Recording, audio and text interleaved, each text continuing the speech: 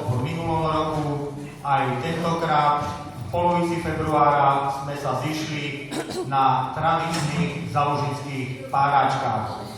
Určite hlavne tí starší spomínate na podobné podujatia, kedy si v dávnej minulosti ľudia takto aj pomáhali, robili dobre, preto lebo párali perie a na druhej strane prežívali príjemné spoločné zimné popoludňa.